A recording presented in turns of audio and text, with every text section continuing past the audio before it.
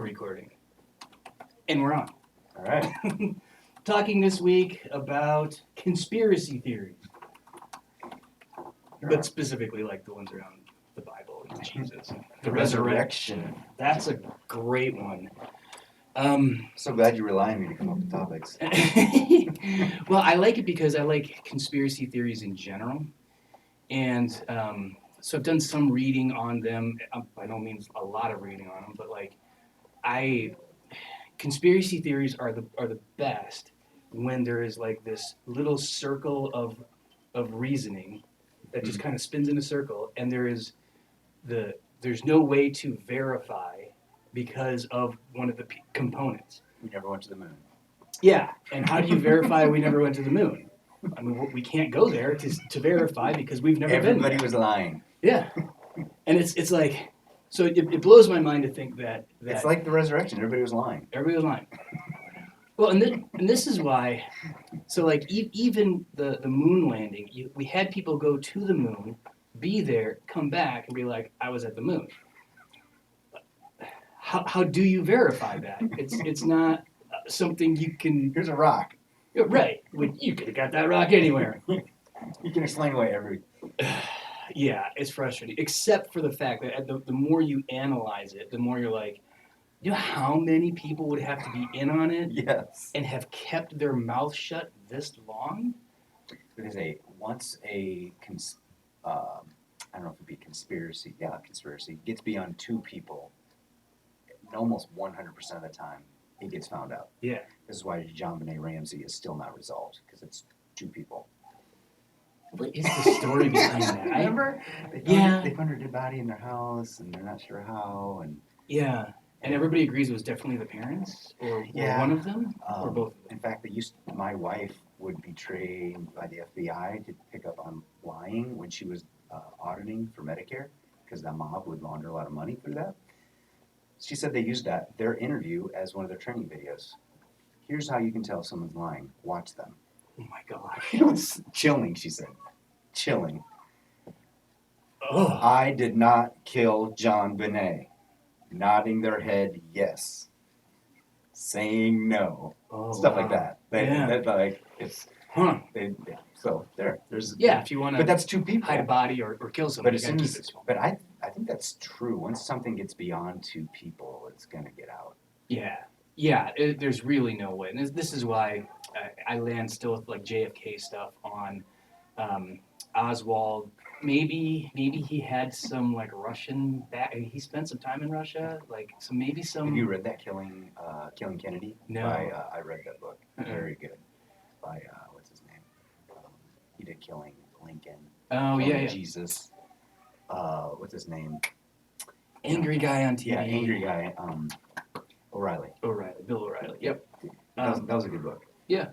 What was his conclusion? Probably somebody else helped, I think. Yeah. Which I think, because there's just too much evidence to say. I've been there. Have you been there to Dallas? No. That 6'4" museum, worth the visit. Yeah. They have it set up in glass the way it was that day.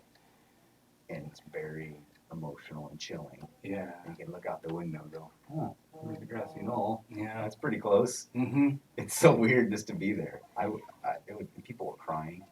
Oh. This is like, how many years later? Right. We're still, it's worth the trip. It is worth the trip. We might have to do that. Yeah. So the conspiracy theory world sort of requires evidence that is not verifiable as false. Like that's part of the component. Is the evidence is part of the conspiracy. Otherwise, we'd have all this evidence. We know there is evidence. There's tons and tons of evidence, but we can't see it because of the conspiracy, and that's why. And there has to be some, obviously, plausibility at some level, or mostly I would say an alternative motive or motivation to the alternative truth that's accepted by the majority. Right. So that's why it always gets labeled as the fringe, Mm-hmm. because the majority says, yes, this is the way we went to the moon. Yeah. Yeah. And we're the sheeple. I get it. So when it comes to Jesus, the biggest piece, and we talked about this a little bit on Sunday, my sermon on Sunday, the resurrection really is the biggest deal, even though, like as I said, when I was in Good college, Friday. I was still like, why is the resurrection such a big deal? Isn't Good Um, Friday the big deal? Good Friday is the thing. It's the thing that does the It's stuff that we finished. need. It's finished, so it was done. So this is like just extra. Showing off. It's like showing off, or what do they call it at the end of a concert when they come back out? Oh, the encore. Encore. So it's like a little encore. It's not like the main show. The main show was over Good Friday. A little encore performance by Jesus. That's nice. Stuck around for 40 days for the encore. Yeah, but see, the thing is, if Jesus isn't raised from the dead, then Christianity can become a conspiracy theory, because you've got the unverifiable evidence that Jesus is the Son of God. Well, of course he said that, and like, yeah, you believe that, but then we killed him, and he died just like any other person. Mhm. So People try to explain away those miracles forever. yes, and there's really wonderful attempts at that, which are hilarious, but the resurrection is the evidence that says he is God. Because nobody else was raised. There were other people raised from the dead who then also died again. But there was nobody raised from the dead and then ascended back into heaven, or raised from the dead without basically Jesus or a prophet in the Old Testament doing the thing, just raised from the dead without a person sent by God to do so. Is that anastasis? Is that Anastasia. Anastasia. Yep. That's where you get That's what Anastasia from. Yeah, that's one of my words is on my list. Okay. Yeah, that's where we get the list. Did I bring it? No, I didn't. So some of the conspiracy theories around the resurrection. I have a few favorites, but I'll let you go first. What is a conspiracy theory? Of the Stolen resurrection? body. Stolen body. That's of course the first one. Which your message, you bring that up. Mhm. Joseph of Arimathea, Nicodemus, Mm-hmm. take the body. And put it in the tomb. Right. And there's some Roman soldiers that are in assistance with securing the body. Yeah. Which is another compelling argument to why. In this, I think I heard this argument of besides all the other evidence. Okay, let's just look at the Roman soldiers.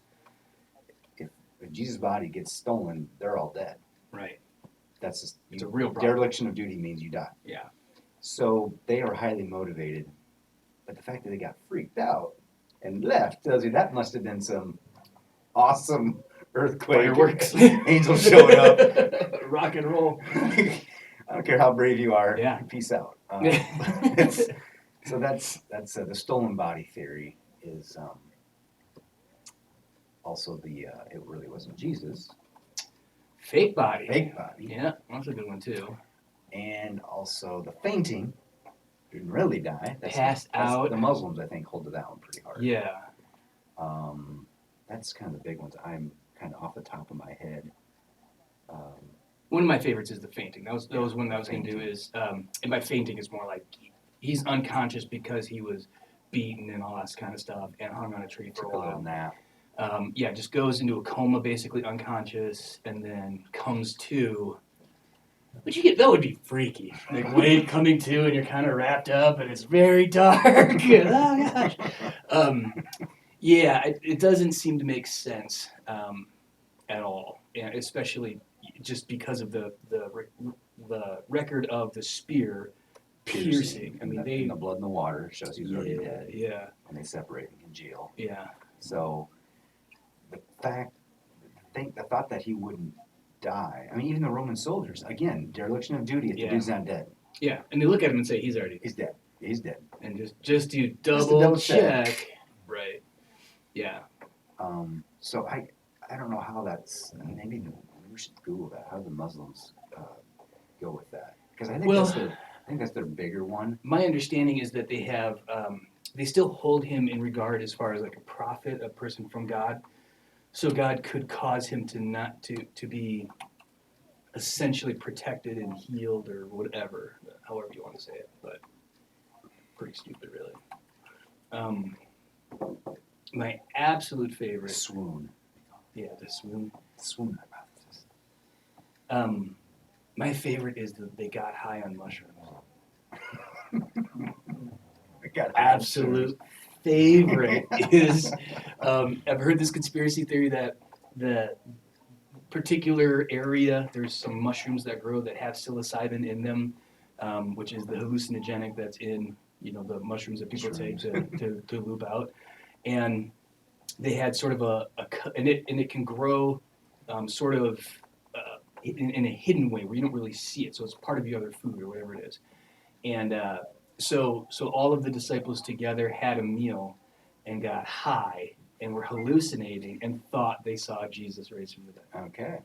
So that is my absolute favorite one, because I have never taken mushrooms, so I don't want to sound like I'm this guy who's like I'm an expert on it, but I do know that when you're hallucinating your own hallucination. You're not sharing that with somebody else. Mhm. You see what you see, they say. Group see what they hallucination, like those 500 that saw him at the same time. They had a group hallucination. and the theory is it was like a particularly wet spring or whatever it was, and for some reason that causes these Shrooms mushrooms are to in the grow air. in abundance, and they're just like around on people's food, and everybody just got super high and were hallucinating together that Jesus came back. So that's a great one. That's a good one. Because it makes then nobody's a liar, and that's nice. That's what they are shooting for. I'm kind of looking up the Muslim stuff. Jesus' crucifixion did not last long enough for him to die. Well, there's an option gave Jesus' appearance to one who revealed his location. Those persecuting Hebrews replaced as Jesus and executioners thought the victim was Jesus, causing them to believe that Jesus was crucified. Third explanation that Jesus was nailed to the cross, but his soul is immortal and did not die or was not crucified to death. It only appears so in opposition to the second and third. Anything besides what happened. Right. And that is it is such a sticking point. There's more theories on it. There's more thoughts and questions about, because if Jesus was raised from the dead, that means this is the real deal. This is the deal. This actually happened. God actually came to earth in Jesus, died for our sins, and that is troublesome to anybody who doesn't believe, doesn't want to believe, is working hard to make sure, because everything else will point to. I mean, any real scholar of history, even the most staunch atheist, will say Jesus was definitely a person. Richard Dawkins is on record as saying it is, and he is the world's foremost atheist, and he's on record saying, there was definitely. There's this carpenter from Nazareth. Yeah. That's pretty well known. Yeah, and something happened. But he cannot believe in the resurrection. Right. His worldview would not allow him to. Well, if you don't believe in the supernatural, you can't Materialism believe doesn't, Right. So as soon as you say no, there was a resurrection, here's the reasons why. Uh-huh. They can't even pursue that conversation. They can't even go down that path because it's just too big of a wall to bust through. Because if that is true, that blows up everything. Yeah, and it's easy enough to dismiss miracles that are as you call them, parlor tricks. Parlor tricks, yeah. But it's easy to dismiss that as either rumors or people exaggerating over time. It's easy for somebody who doesn't want to believe to sort of say, yeah, but maybe it was like this, maybe it was like that. He didn't really. Boy, I heard another one recently. Jeez, where did I hear this? Where what really happened with the feeding of the 5,000 was that everybody had actually brought their own food, but nobody wanted to. They're all hiding their own food because they all were worried, like, if I bring my food out, then I'm going to have to share. And so Jesus shows them. It's a lesson in sharing and generosity, because Jesus says, this little boy is going to share with me. And then all of a sudden everybody was like, oh, I actually have some I could share. And everybody says, I have some I could share. And all of a sudden they have more than they need because everybody brought more than they needed, and they had baskets left over at the end. You see how you can just explain away a miracle by being ridiculous? But if you don't believe in God, then it's ridiculous to say that he multiplied loaves and fishes. Yeah, we do make some ridiculous claims. Right. But the problem is, especially to a non-believer. Yeah, with the resurrection, then you have this very real historical account of Christians saying he was raised from the dead, and then dying for that belief. Now we have a problem because That's one of the strongest evidences that people won't die Nobody. for a lie. yeah, nobody would die for a parlor trick. Nobody would die for sleight of hand or this rumor that went on, especially the ones who were with him who would have been the rumor starters or the exaggerators. They'd be like, yeah, I mean, like, well, you remember we walked in the water. It was more like he ran fast. And, like, He's like Dash in The Incredibles. he just like slid for a little bit on the water, and it was cool. And we're all like, that was really cool. Jesus, you're so fast. And then that got exaggerated. So fast, he's walking on water. That really was. It was wine all along. Yeah, You know. and then we got really high on mushrooms. No, definitely, you wouldn't go to the death that they had to go to, torn apart by critters, crucified upside down, all kinds of nasty ways. Especially the disciples died, but those first Christians. Went on for hundreds of years. Yeah. That people were dying because of the resurrection and their belief in it. Yeah, and it was real persecution immediately from the Jewish community. From Rome came a little bit later, not too long. Diocletian, I think, was. I mean, Paul was killing them right away. Yeah, Paul was like, let's do this. There's no real way, knowing that your life was in danger, that you would perpetuate this silly thing that you gained nothing from.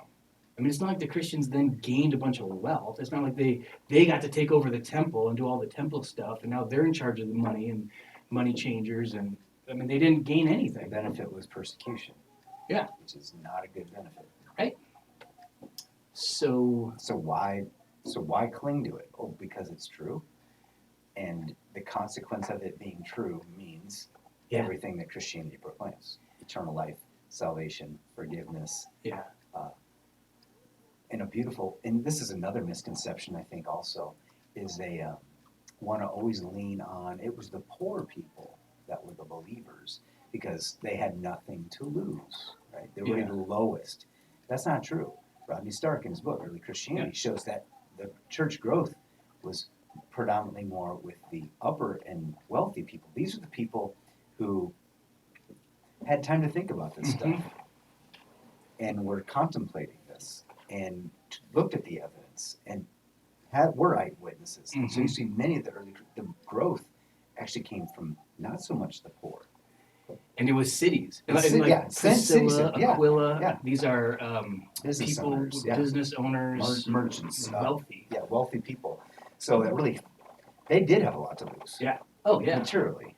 And then we don't see it switch until the 300s, when there's enough Christians to kind of say, hey, Roman Empire, there's enough of us now. Maybe you should stop killing us and acknowledge us. Yeah. There's a political move Yeah. to make that happen. So Constantine gets a lot of credit for just complying with the populace. Yeah, essentially affirming. And Constantine, the Holy Roman Emperor, converted to Christianity. There's a lot of skepticism behind that, where a lot of stuff he kept doing was like, But at least they stopped killing them. Yeah. But the rise of Christianity, because of the resurrection, I mean, like you said, I don't know another thing that we would hold to that makes people be willing to die for it. Right. And so one of my favorite quotes is by L. Ron Hubbard. Gosh. One of my favorites. I looked it up, so I made sure to get it right. You don't get rich writing science fiction, which he did. If you want to get rich, you start a religion. Yes, which he did. And he did get rich. He got Tom Cruise, he got John Travolta. And they got power. So starting a religion is about, most of the time, power, money, more money, women, money and power. That's it. That's why you start a religion. It's why I would say the Muslims. Mormon Church, Muslims. Take territory over. Yeah. Military domination. Yeah. Conscription under this type of rule. This is what, it's still that way. Yeah. Comply or die. Mm-hmm. This is the law. We are going to live like it's the 700s forever. And Christianity, or I should say the Judeo-Christian tradition, because that would include Israel before Christianity, is opposite of that. And the only time, well, I shouldn't say that. When they veer from that, bad things happen. When the Israelites are seeking to be like worldly nations and religions. Give us a king. Give us a king, have power, have money, all of this stuff, instead of God is in control, you just live your life, he is your king. We Do what he want says. we want this religious stuff so we can have power and money and all of this. They get exiled. See ya. And that's what that got Jesus killed. Yeah. That because that power structure was in place, Mm-hmm. and he threatened it, Mhm. and he destroyed it. Actually, that Mormon went away. Church is another one where the again, I would say I don't know the antecedent to it. What happened was there really something supernatural that happened when that religion started? Sometimes I think yes. Probably demonic. I don't think it source. was the right team. Right, wrong team. Yeah, but I think One of our members who used to be Mormon, he told me they've discovered some old letters oh yeah, that interesting. said, "Hey, no, there wasn't just one guy that could read the tablets. There was this other brother or somebody else, and they're doing a lot to make sure these don't come out, stuff like that." Yeah, So maybe it's a conspiracy theory. it is a conspiracy theory, and that's one where I do think. But again, that's a ladder climbing religion. Yeah. Climb ladders, like the Masons. Mm-hmm. Every man-made religion has the same theme. Clean yourself up, climb a ladder, get better, be a good little boy or girl, collect prestige, power, and honor on this earth. That's every religion, and then there's Christianity. Which is, if you want to lead, serve. If you want your life, die. At the moment people are like, but can I use this for riches? Like, well, give up everything you have and come follow me. This is not how religion works, Jesus. You're doing it wrong. Which should further affirm that it's something else. It comes from the outside. Alien is what we Yeah, call it comes in alien righteousness. This whole thing is coming from the outside, and it wouldn't come out of this. Right. Not naturally. And that is one of, in my opinions, the number one pieces of evidence for Christianity as a religion, because it is so alien. It is hard to understand. Yeah, counterintuitive. Countercultural. This is not what a person would design. Everything else, like even back to the Egyptians, yeah, I get it. Like their religion sort of morphed into, a lot of it was big, like god of the sun and moon and stars and stuff like that. So you see these things that are out there that are big and mysterious. You turn them into a god. But then also Pharaoh, the top dude who's got all the money and power and women and all of that, he's a god. And I get it. Like, so if he's a god and he dies and then something else happens, well, he's going to want his stuff with him. So that's why these tombs were full of his very important stuff. Too bad they didn't get to freeze him like Walt Disney. Is it true? I don't is know. His I head think frozen. I somewhere? think his body is. His whole body I think is? they cryogenically froze him. Is what I've heard. Maybe I'm wrong. Maybe I should Google that. And Ted Williams, I think, is the other one. But it might be Ted Williams' head. I think Ted Is Williams. Walt Disney frozen?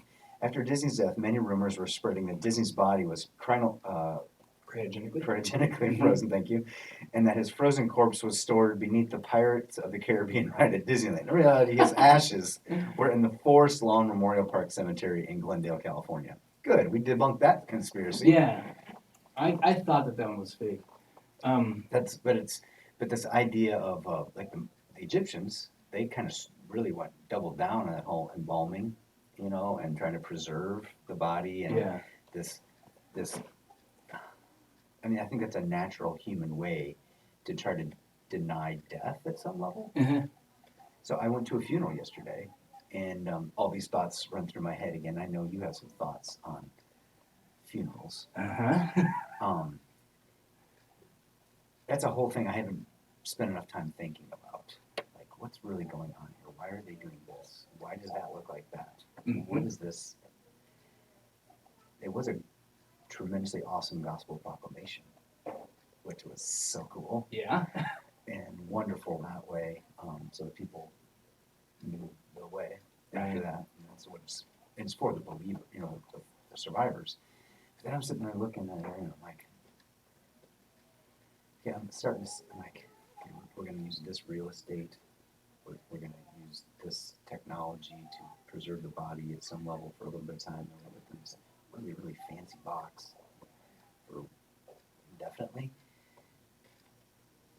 So I'm sitting there, okay, as a Christian, what does this say? I haven't thought about this enough, but I know you have. So yeah, I land on two sides of it. On the one hand, there is the side that says that matter matters. Right? Matter Always coming matters. back to Gibbs. Always coming back to Gibbs. God created this body. He cares about this body. It's important. It is important. It should be It has treated value. well. Yeah, when we consecrate the elements for communion, when we are finished with them, we try to treat them well. Not because like you go to hell if you spill the wine, but no, this Like has Luther did. yeah this has carried the blood of Jesus to people, forgiving their sins. Let's treat it well. So there's the argument of treating the body well. Well, The next question is, what does that mean to treat the body well? Because it seems weird to me, and not treating it well, to remove a bunch of fluids and pump some fluids into it, paint it like it's alive, and how many years has this been going on? How modern is that? Like, boy, I have no idea. it is Like for everybody to kind of do that. It's- Like when has the technology and money been available to actually do that? A couple hundred years? no, I think less than 100. Really? I do, because I'm wondering, rich people did it way back. No, like Pharaoh, kind of. yeah, okay. So I mean, the technology's been around at some level, but who Right. did it, and how much money did you need to do it? And So that's on average, like when I have talked to people who are now passed away, but I've talked to people who remember as a kid, somebody would die and they would come to the house to view the body, yeah, and they'd prop them up and it would have to be quick because they would start to smell. yes. So that's the weight, right? Is that Yeah, so I mean that's not just colonial America. No, This that was is in Europe, right? no here in America. Okay. Yeah, so I'm talking like early 20s, 1920s and stuff. I think that they were still doing that. There were still, and the funeral home would be if you were of modest, if you didn't have a lot of money, then the body would be, you could go there to have the body. Like we had a really small shack somewhere and can't have people over here and there's no place to view a body, so we're going to do it there instead. Okay. So that's my understanding is this is all very new technology. I think that's weird to do and not necessarily respectful of the body. I get it. I'm not saying it's disrespectful. I don't see that it is in and of itself respectful. The other side of that, and I've had this debate with a few people, God-fearing people who've come to me with even pamphlets that say it's not okay to do cremation because you are not treating the vessel of God, because this is who we are. We are bearers of the image of God, and the We shouldn't Spirit. accelerate the process. Yeah, the Spirit lives in us. We don't set that stuff on fire. To which I go, I mean, sometimes you do. Right? It's actually like an acceptable way to destroy something that is an important relic or whatever of God. For instance, you got a Bible, and something bad happens to it, water damage, or whatever it might be, pages ripped out, or it's crapped up. You can't actually use this Bible anymore. It's falling apart. It's unreadable, and you don't want to throw it in the dumpster because now you're throwing So you God's. burn it. You're throwing God's. Yeah, you burn it. You do the American flag, same way.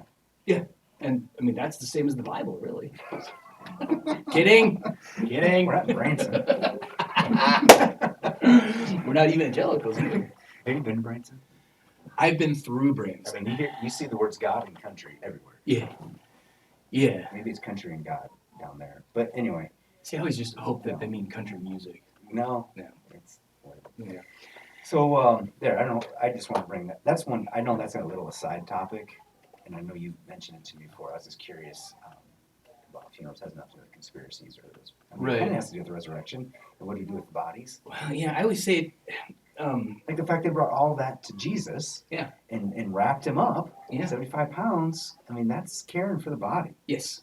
And so there's a few other things that that I wasn't able to really dive into that go along with that. For one thing, it was He's talking about a sermon. in my sermon on His Sunday, Easter sermon. which was a pretty good sermon. It was a I'm not good gonna sermon. lie. So the issue was, of course, touching this dead body, but Joseph of Arimathea was actually giving up way more. It's important when they say a new tomb in which nobody has been laid. The reason is, It was his, right? Yeah. Well, it would have It was been his family's. Yeah. The Jewish faith does not like to mix things, like even types of clothing or materials used for clothing and stuff like that. Leviticus 19, I'll look it up, or 17 or 19. It's one of those grumpy Leviticus chapters. Anyways, they also would not mix different people in a tomb of different families.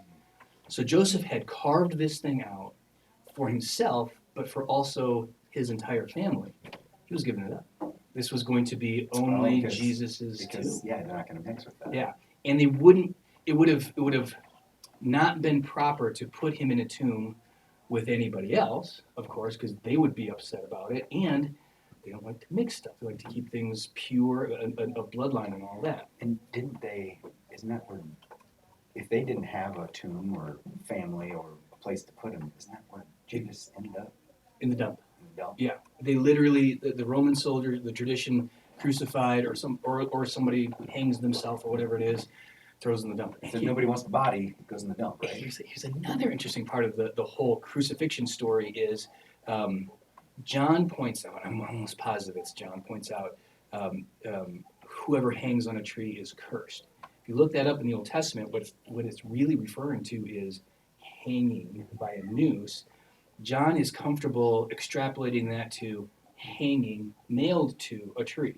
So, and the early Christians seem to have embraced that as well. How did Judas die? From a tree. So he is cursed. I preached that on Thursday. Yeah. And I had a few people not like that. Mm. They're like, well, we don't know. Judas, he might be in heaven. I'm like, There's a handful of scriptures that are. But I'm like, why did Jesus say it was better that he was never born? So he can see him later in heaven? Mm-hmm. That doesn't jive. Yeah. But he was possessed by the devil. He's allowed him in. Right. And yeah, so that was fun preaching that sermon. Yeah, good times. But it's true. I mean, it's true. But that's, and I think it's important. It's always important to remind us Christians that we are inoculated Mm-hmm. if we're of faith and maintain the faith and stay in the faith, that we can resist the forces of evil. The Holy Spirit is going to do his work, that we're baptized believers. This is a good thing to remind people, hey, we got a victory. But if you want to dabble over there and entertain darkness and the evil one, and you go down that path long enough, there's danger here. Mm-hmm. And Judas is an example. Great example of that. And this is all, he doesn't have the same safeguards we do. This is before the giving of the Holy Spirit. This is before Pentecost. Yeah.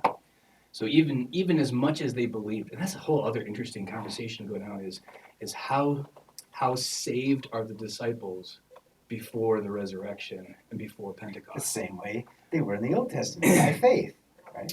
That's what Hebrews tell us. So it's the better answer would be Norman Nagel's answer. Rest in peace. He's my favorite professor. One of them. He would essentially tell you to shut up and don't ask dumb questions. Right. Wrong question. Like, what would have happened? You had one of his quotes about that when you're asking questions that are not really maybe important, or you don't need to know, or you're just having a mental exercise with it. Oh, yeah, I'm not saying that on camera. Okay, I can remember something. Yeah, that was a good one. Okay. Yeah. So I guess someone can message Lee privately if they want to know. But yeah, the other interesting part about the burial of Jesus, it was rushed a little bit, and they didn't have it completely the way it ought to be. This is why the women go back to the tomb. So yes, they had linens, yes, they had myrrh and stuff like that, but there was a lot more that goes into it. And the reason why that preparation is important is because really the care for that body goes on a long time. What would have happened is they would have gone back a year later to collect the bones. Oh, And then they would take the bones. So now you've gone from however big Jesus was. I always surprise people say, 5'5", 130 pounds. That's how big people were back then. you've been above average. Yeah, little dude. So above average height, 5'5". Yeah. Above average weight, 135. So they would have taken his bones and put them in an ossuary, and it would have stayed in there. So this is how a family tomb works. It's not like piled up full of mummies. Mhm. You go back, you collect the bones, put them in an ossuary, and so it's a collection of That's what it's called, an ossuary. ossuary. Now, did I see one at the cemetery yesterday? It's like a little, almost, is that what they still call them? Like a little house almost? No, With the that's door. no. It's got a family name on it. What's that called? The ossuary Catacomb? is just the little jar. The jar, okay. Yeah, like a little vase with bones in Well, it it. seems like that would be a place you could like stick jars. It's one of those little houses. Probably what that is. Now there are places like that where they have built a thing above ground where bodies go in, and that's usually people just showing off how rich they are. But they're very limited because we do keep the bodies. Oh, it's the whole, yeah. Intact. The Yeah, bodies it's are the whole intact, body. like the whole thing. Now there are some, however, where it's essentially a bank where they put ashes. Mhm. So you know, slide a little thing out, and the person's ashes are in there, and Mhm. family members have a key essentially to open it up if they want to. I don't know why you would. It's weird. Yeah, this is why so the last 24 hours I've been like, this is interesting. 'Cause, Yeah. you know, when you go to a funeral, and that's like the time you think about it. You're at a cemetery. I saw somebody with the last name of our secretary. Oh, really? I had to take a picture. I don't know who they are. Good. So, but Yeah. it's so Jesus dies and rises in a sense. So he's not dead, but his new body is pretty amazing. Which is this whole other interesting debate. So he still got holes in his hands or wrists or whatever, however we want to think about it. They're still there. Does that mean his body isn't raised into perfection? Because I always preach like when I'm raised from the dead, I won't have bum shoulders anymore. You know, my knees won't creak. I'll be healthy and well and fine. This is true. But is it true of Jesus? Because he's got a hole in his side and he's got holes in his hands. And I've read some commentaries that are like, well, classic Jesus, always teaching. Mm-hmm. And maybe it's evidence that, especially the first believers, really needed to see that Yeah. this is really the guy. And there's also, I like to entertain the idea of the difference between what perfection really is. So, is something perfect because it doesn't, or is a body perfect because it doesn't have any holes in its hand? Why do we think that? You mean I don't have the proper height and build that I wanted, you know? I always tell people that the perfect, when we're raised, we'll have a perfect body, and it'll be about 5'10", about 43 years old, and about 190 pounds. People go, what? I'm like, And masculine. yeah. Keep thinking, think this through. Oh, you. I'm just kidding. I don't know. But there's a phrase. I think it's Japanese, but I might be wrong. It sounds Japanese. It's called wabi-sabi, and that is perfection in the imperfect, or imperfect in the imperfect imperfection. So, like if you have something that you've made out of wood, and it's all uniform, but there's this one weird grain that's just a little bit off, or something like that. They would look at that as being wabi-sabi, that it is perfect because it has an imperfection. Or beauty marks. Was it Marilyn Monroe had a weird mole or something? Or Cindy Crawford? Yeah. Cindy Crawford has one. So that wabi-sabi, where it's like, if it's too perfect, it actually isn't good. It has to have just have a little bit of an imperfection in it to show its true perfection. Or uniqueness. Yeah. Individuality. Because we aren't all the same, even in the resurrection. We're all unique individuals. Yeah, and that there will still be that, right? So perfect doesn't mean blonde and blue eyes. Sorry, Hitler. Like I looked at the camera like he's watching. Sorry, Hitler. Like, maybe you're talking all the skinheads. Yeah, yeah. Sorry, Nazis. I'm not sorry. I'm not saying sorry to Nazis. Nazis. They're Yeah, wrong. so we'll have unique characteristics, and so you won't be able to say perfect is this and perfect is. I think that I think there's maybe a likelihood that 33, like when Jesus died and rose from the dead, like maybe Everybody's 33. everybody's 33. That seems an infant who is baptized and dies. It's not going to be an infant at the resurrection. It's going to be a fully formed adult human It's not gonna be being. like Boss Baby. Yep. Oh, I hadn't thought of it. I was thinking like crying and somebody's got to feed this kid.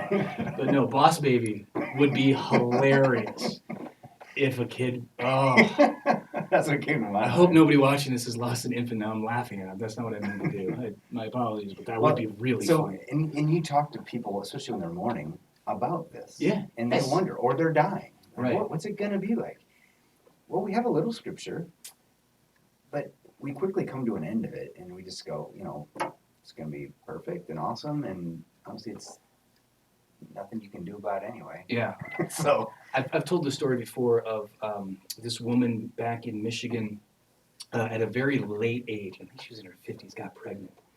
And it was what? Wow. Did not see this coming. Like, this was not part of their plan. So, a husband and wife had kids Wow. who grew up, went away, Yeah. and now baby's coming. Found out it was probably because of both of their advanced age. This baby had a lot of problems. Was not going to live long. And I think maybe even was stillborn. It's been a while since I remember this. But at any rate, she said that she wanted to speak at the funeral. And you know how I feel about that. That's a no. It's always a no. It's always a no. And then sometimes people talk me into it. She talked me into it. And she sat and just gave this beautiful, it wasn't a eulogy, it wasn't a sermon. She just kept saying how thankful she was and just how wonderful. And then she just started saying things like, yes, I'll miss all of these things, but here's what I won't miss. I won't miss those frustrations of raising a child, the heartbreak when they do something wrong and get hurt, all of these things. This child, God has saved me from all of the heartache that comes along with raising a child. And then she described this child in heaven, and one day she gets to meet them. And this is the cool part, because it's not Boss Baby, because it's you get to meet the child that would have been, get to know their personality, their thoughts, and never have to go through any of the bad stuff. And so she has this hope where she's looking forward to one day meeting her child and getting to know him. We have stillborn, or Oh, miscarriage, yeah. miscarriage, just miscarriage. Mhm. But maybe. Dude, you get to hang out with that kid. Wouldn't it be cool? He'll be older than Gavin. Except at the resurrection, he'll be 43 Yeah, years what old. we say. 5'10". Yeah, but you get to play basketball with that kid. Yeah, I'll actually have knees I can play. Yeah. I played last Wednesday. I saw that bruise. Yeah, It's that's like, what did Sarah do to you? You know what? You're the second person to blame my wife. Oh, I was blaming you. Oh, no. I was assuming you deserved it. No, that's happening. It doesn't hurt at all. It's ugly. I think I was playing basketball with a bunch of old slow guys like me. We run into each other. And we bruise easily now. My blood vessels are weak. Yeah, the resurrection of Jesus gives to, and he eats. This is like, okay, Isaiah 6 talks about on that holy mountain there will be this great feast. Which is this other weird thing I always wonder about, like, if there's no death, where does the delicious meat come from? I think it's just miraculously, like, where did all the fishes come from when he multiplied the fish and Maybe they're loaves? growing it like now. It kind of like a vat grown, but it'll be the best, and it'll just be like, it's there, and it's done, it's prepared, yummy, eat it up. Eat it up. I don't know. It'll be. Have you read that book, Heaven? Yeah. By Randy Alcorn. I asked Aaron's professor. Yeah, Professor Aaron. About that book Mhm. when we were in class, and he was like, "Yeah, pretty good. There's some things that are wonky, maybe goes too far, but it's a pretty good. It's a pretty thick book. I've given it to a few people that are kind of, they know they're gonna be passing away at some point. Yeah. Yeah, I think it tries to explain like all these things we're describing. Yeah. What is the resurrection? What does that look like? What's eternity? What are we going to be doing? And uses a lot of scripture to back it up. Like I said, I don't think it's totally like the best theological thing ever. Who's but it by? Randy Alcorn. Maybe I've read some of his stuff. It's been a long time since I read it. I read it probably before I thought about being a pastor. Somebody must have recommended it. I'm not sure why I read it, but it's kind of cool. It's like, okay, hey, here's it's called heaven. Yeah, it's like here's where you're headed. Here's what it looks like. I'm not sure how much he goes into the theology of the intermediate state, we would call it. Yeah. You know, the time between now and the resurrection. The green room is what I call it. Or Gibbs would call it the false peak. Yeah. There you go. The peak at the resurrection. So I'm always careful when I say those things, and I'm saying it right now, but I think you have to be kind of a mature Christian to go down that path a little bit with people. Oh yeah. They have to understand the resurrection and what does that mean on the last day and know that thing really well before you can say your loved one is with the Lord in heaven right now, and they too are waiting for the resurrection. Yeah. Yep. It is. And I have. Oh boy, there's one lady that I went round and round on this because she kept asking like what do you mean like but he is in heaven, her husband died. I was like, oh no, yes, 100%. But this isn't the best thing. No, they're going to get their body back. Yeah, they kept being like, doesn't have the best thing yet. I'm like, it has a really, really, really good thing, and it's the best thing he can have because resurrection hasn't happened yet. It's still no sin, no crying, Yeah. no death. It's got all the benefits, but it's still not incarnate. And we don't know a lot about. We don't know a lot. Yeah, we know. So that's why a book about heaven is always. Yeah. But if we're going to spend our eternity there, it's not a horrible thing to think about. Right. And I think it reorients your perspective. Oh yeah. I'm like, oh, this is all going to burn? Yeah, this is all going to burn, and we get to reboot. Control Alt Delete. Control Alt Delete. And I used to use it in a sermon a lot, but I think people have forgotten what Control Alt Delete I is. still use it. Do you? Once in a while. But you're kind of old. But it's just when my Windows machine locks up on something. My Mac never locks up. It's weird. Well, there's not any software for it either. No, there's some relevant software for it. Do you remember the PC? I'm a PC. I'm a Mac commercial. Oh, yeah. Oh, do you know the new one now? The Surface versus the Mac, that kid? Oh yeah. It's like, Mac should just make a touchscreen. They really should. I can't imagine not having one. I've had one for so many years now. Mm-hmm. And I would tutor students, and they'd be in there, and they had their laptop up, and I'd go, oh, okay, yeah. And I'm like, oh, I'm sorry, it's a Mac. You just smudge the I'm just screen. smudged the screen. I'm like, Yeah. well, can you scroll down then? Well, yeah, it's really easy. You just do fingers, and you do all this stuff. I'm like, just touch the screen, and it's like a phone. Just do it. I actually prefer not having a touchscreen. I really do. I, as a habit, now I can't undo Yeah. it. I'm pretty sure the whole point of not having a touchscreen is their Magic Pad does so many cool things. Once you get used The to kid it, rips on that. He goes, oh, well, they got a touch screen here. Why can't they just put it here? because then you smudge your screen. Like that's the whole It's not point. that bad. And I besides- literally almost never have to clean my screen. And besides, economy of movement going like this versus going and then typing. But it's nice. Like I'll be on a web page, like it'll be a map or something. I'll just go zoom right in. It's big. But you can do that on the Magic Pad too. Oh, like you just guess where your fingers are on the Magic Pad, and you're like, You bring your cursor right over the top of it, and then you zoom in. Where's my cursor at? I don't care. I just point it. It's my phone. But then my hands never leave the keyboard, and I can type again really quick. It's economy of movement. Plus, I can write on it. That is good. Writing on it is good. But it's coming. Mac will do this, and it'll be a huge boom for them. And they'll pretend like they invented it. Yes, no, they're gonna make it better. They will take. They're right now. They have it already. They're like, okay, we know we can do this. We can flip the switch at any moment, but it has to be game changer before we do it. Yeah. So how are we gonna make this game changer? And I think it's getting harder and harder because it's becoming ubiquitous now, especially with cell phones and everybody's got them. You know what I think it's going to be? What's that? The camera stays on, it tracks your eyes, and it moves your cursors for you. Yeah, they do have that That'd technology. be cool. Just looking at the link and then People say, who are click. quadriplegic, that's how they survive. Mm-hmm. They can like talk by just looking at different points in the screen. Mm-hmm. Yeah, I think that's coming. That's What else on resurrection, conspiracy Oh. theories? I think I don't know. There's people. Okay, let's say you don't believe in the resurrection. What's it say about you then? Well, it says you're not a Christian. You're not a Christian, you see. Right? But I mean, just as a thinking person, I don't believe Jesus was raised from the dead. Why?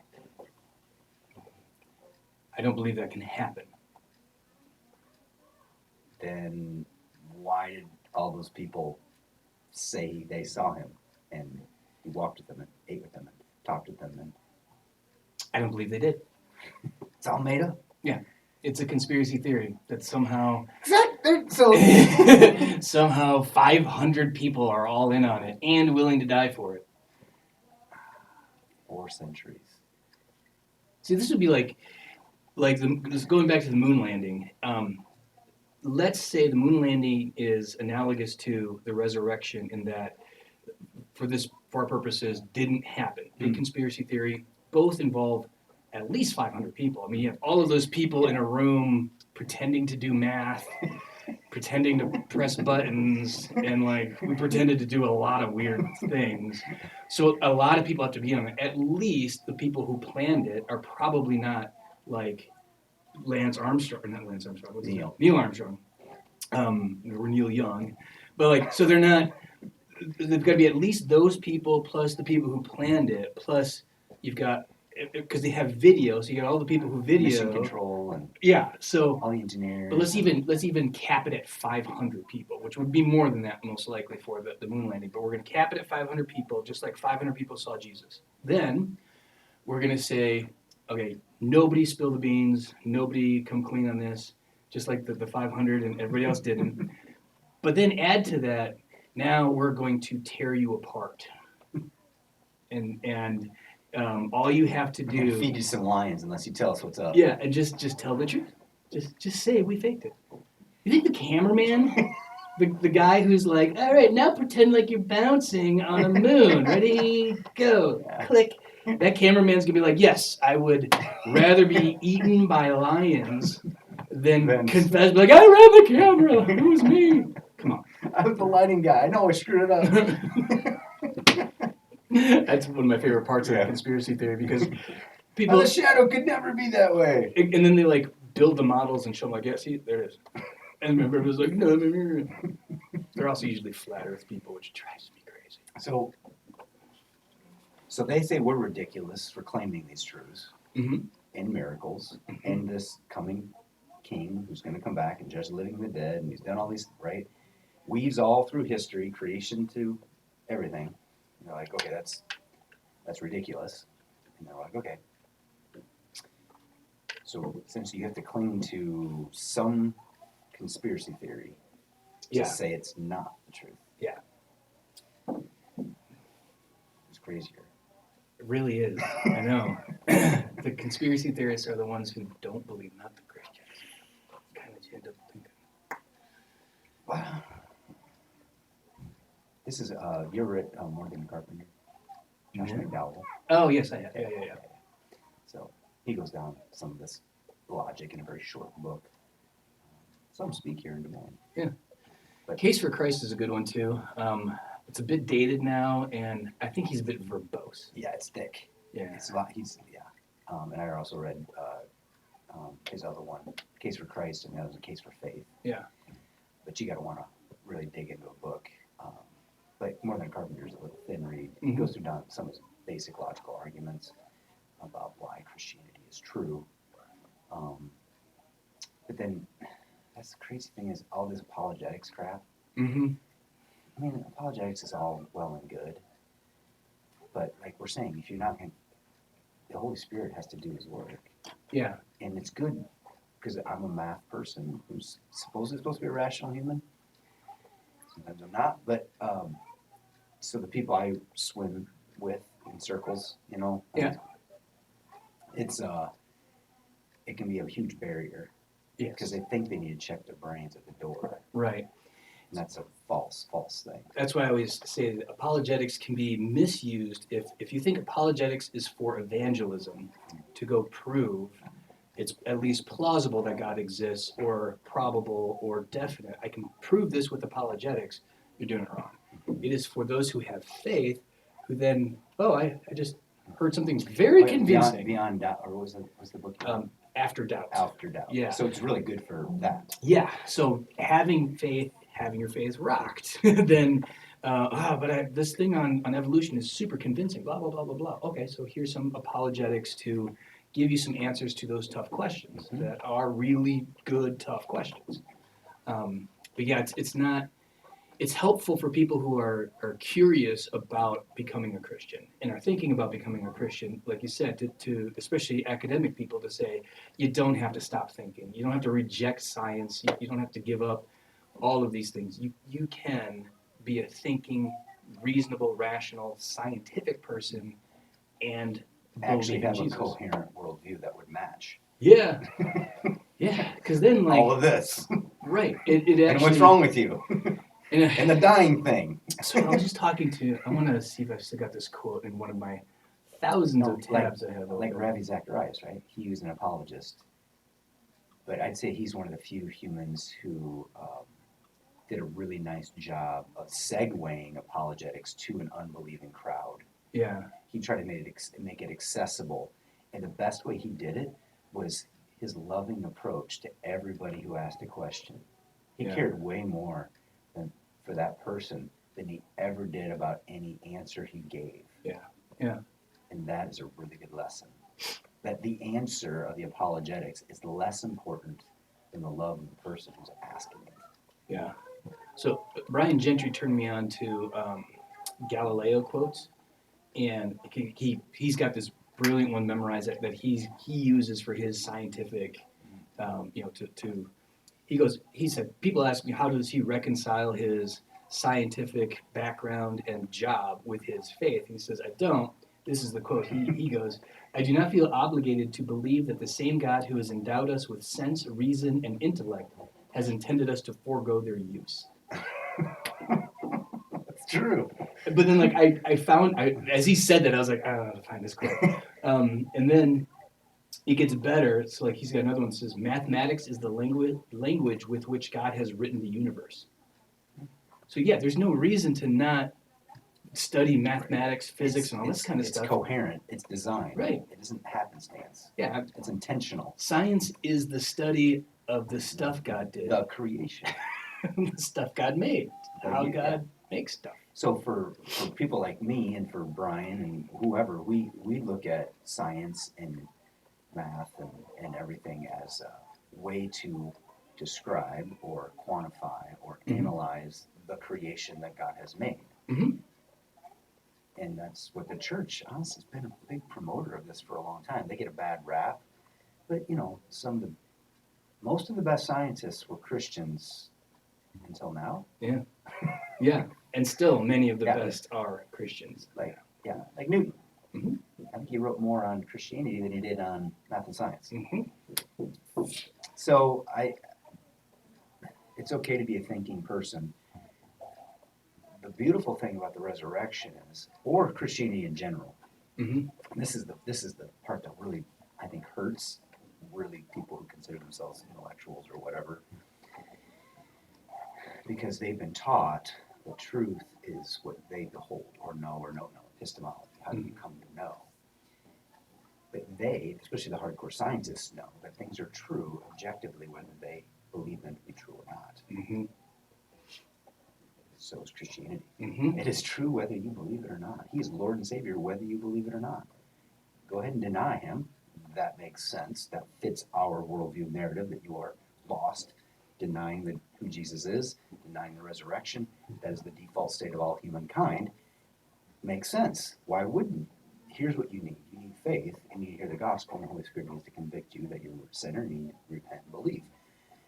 Which again makes sense for the people who have. Mm-hmm.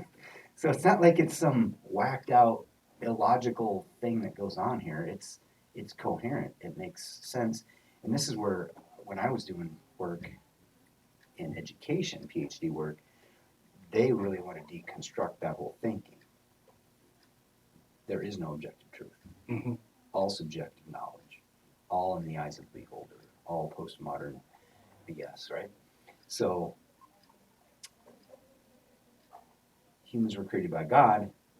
Everything, they would say everything in creation, yep, logical, design, you see it, fits, mathematical, but these humans are something else.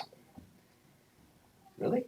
We're not constricted Mhm. under the same rules of the entire universe for some reason? Mm-hmm. Oh, I don't believe in gravity. I guess it doesn't exist now. Uh-huh. See, that's ridiculous. Right. And I had a really good conversation with a couple young guys in a hot tub in Breckenridge.